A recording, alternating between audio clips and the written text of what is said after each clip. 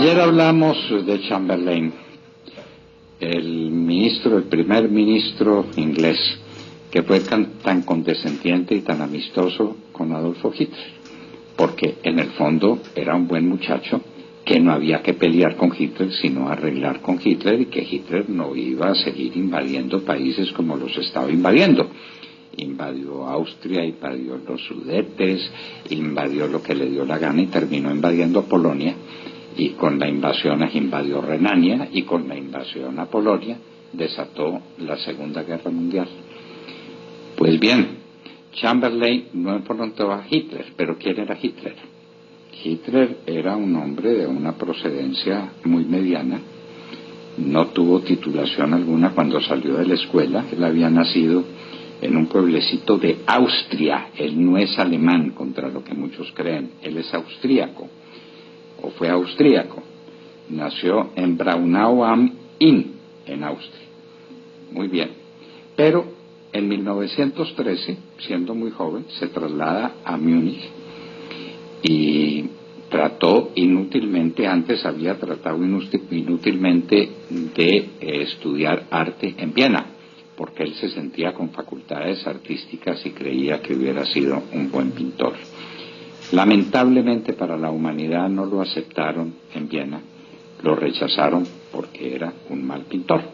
Él trató de sobrevivir vendiendo cuadros, y sus cuadros realmente no pasarán a la historia como los cuadros de un gran pintor. En 1913 se traslada a Múnich y en 1914 entra al ejército alemán en la Primera Guerra Mundial. En 1918 se firma el tratado y Adolfo Hitler es cabo del ejército alemán.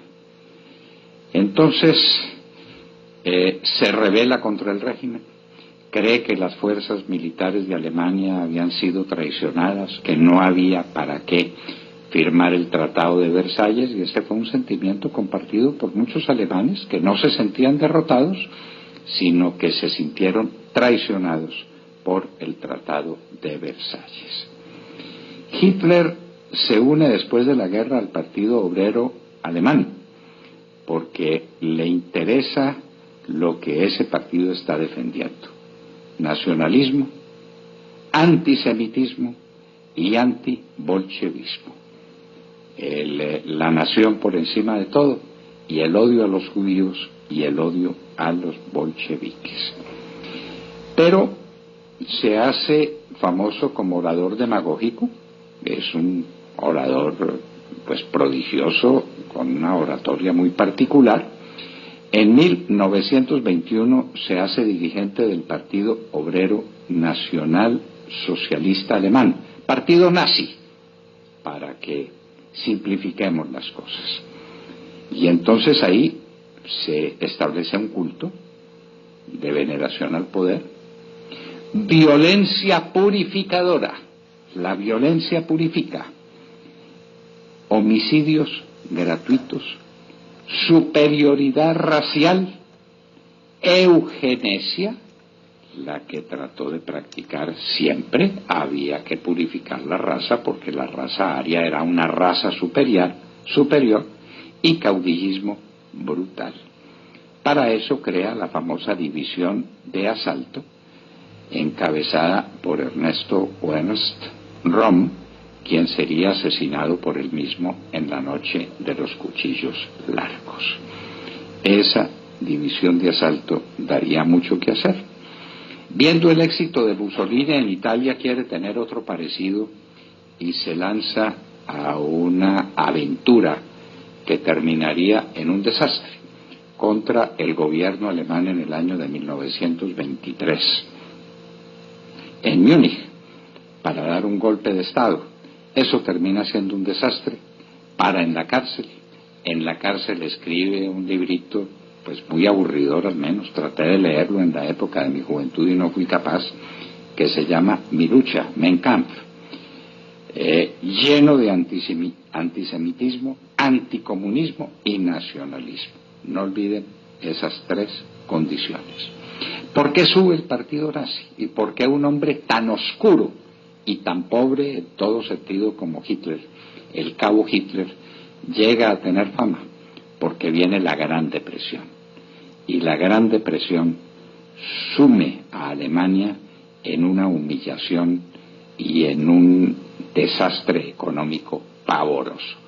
La inflación desatada de Alemania es terrible, apenas comparable con la inflación de Venezuela hoy, y Alemania de rodillas tratando de pagar la deuda que contrajo en el Tratado de Versalles, que era absolutamente impagable.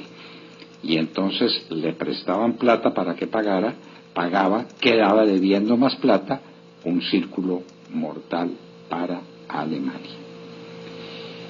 En febrero de 1833, ya Hitler ha ganado los comicios, los ganó en 1932, donde el partido nazi fue la formación más numerosa del parlamento alemán, llamado el Reichstag. Los comicios de noviembre lo confirman, y el 30 de enero del 33 Hitler jura como el dictador. Hindenburg le abrió espacio, no tenía votos suficientes para imponer su gobierno como le diera la gana, tenía que contar con los partidos socialistas y con lo que quedaba de un partido liberal en Alemania, y Hitler recibió facultades de Hindenburg y Hitler hizo lo que le dio la gana. Suspende las libertades civiles, aplasta la oposición, y en la noche de los cuchillos largos, eso es en junio del año siguiente, del 34, asesina a todos sus enemigos, entre ellos a su antiguo amigo Röhm y antiguos cabecillas de la SA, es decir, de la división de asalto que él mismo había creado. Ya tiene nuevos secuaces, nuevos amigos, especialmente Hermann Göring y Joseph Goebbels, que lo acompañarían hasta el momento final, y Hitler se convierte en el caudillo de la nación. Ahí sigue armando Alemania a unas velocidades gigantescas. Eso salva a Alemania de la crisis. Es un poco la teoría de que el Estado tiene que gastar y gastar en cualquier cosa, y eso produce bienandanza económica. Una tesis muy conocida, la del estartazo. Y en 1936 se toma a Renania. Luego, en marzo del 39, se anexiona a Austria y se toman los Sudetes. ¿Qué son los Sudetes? Una parte de Checoslovaquia donde se habla alemán y hay cultura alemana, y Hitler va por ella y se los toma. Luego firma el pacto Molotov-Ribbentrop, del que hemos hablado, un pacto con Rusia, y a pesar de su antibolchevismo feroz, firma un pacto de no agresión para repartirse entre los dos Europa, por lo menos Europa oriental. Pero Hitler no se iba a quedar quieto. En 1940, en el 39 había conquistado Polonia, y en el 40, en la primavera, los ejércitos alemanes se van para el oeste y ocupan Noruega, Dinamarca, Países Bajos y Francia en una campaña relámpago. La campaña que hizo burlando la línea Maginot, que era la línea defensiva francesa, la única que los franceses habían hecho, y pasando con sus divisiones blindadas por las Ardenas. Luego cae sobre Yugoslavia, Grecia, se ha tomado ya a Francia, Francia no resiste, se crea el gobierno de Vichy, del mariscal Pétain y de Pierre Laval. Francia se entrega prácticamente sin luchar, y lo único que le queda es Inglaterra. Y viene la famosa batalla de Inglaterra, que no sabríamos qué hubiera pasado con ella si no es porque Hitler comete la locura visto ya desde la perspectiva histórica, de desatar la operación Barbarroja. Y la operación Barbarroja le sirve para dos cosas: para invadir a Rusia en la seguridad de que se la va a tomar muy rápidamente, Eso le han dicho sus asesores, especialmente Goering, y que eso va a ser pan comido, y se lanza en contra de Rusia sin recordar que otro hombre de su misma ambición, pero con más talento, Napoleón Bonaparte, ya se había quedado negado en el invierno de las estepas rusas. Y al mismo tiempo desata lo que llamó la solución final contra los judíos, el hecho más cruel y terrible del siglo XX, donde asesinó en campos de concentración más de 6 millones de judíos.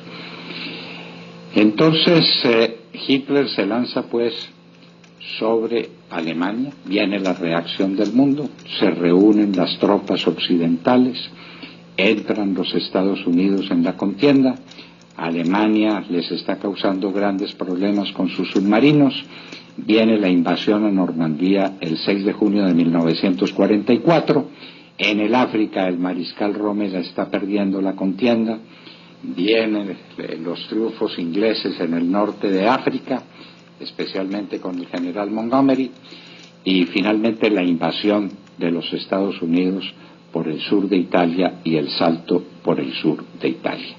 Europa, pues, la Europa nazi está entre dos fuegos, las tropas norteamericanas y aliadas inglesas que entran por el sur de Italia, las tropas aliadas que entran por Normandía a partir de la invasión de junio, del 6 de junio, el llamado Día D. Viene la lucha, Hitler sigue insistiendo en que va a resistir, se mete dentro de su búnker, ya no tiene nada, no tiene ejércitos, no tiene nada, le está dando órdenes a ejércitos imaginarios, pero allá se mete en su fortín a hacer las fiestas más extravagantes y más raras, en medio de su insania, de su locura. Hitler, en últimas, el cabo Hitler era un loco, solamente un loco es capaz de llevar a la muerte a tantos millones de personas y destrozar su propio país como lo destrozó Hitler. Viendo ya inútil la resistencia, que llegaban las tropas rusas, decidió suicidarse, se suicidó con Eva Braun, con quien había contraído matrimonio en el propio búnker subterráneo.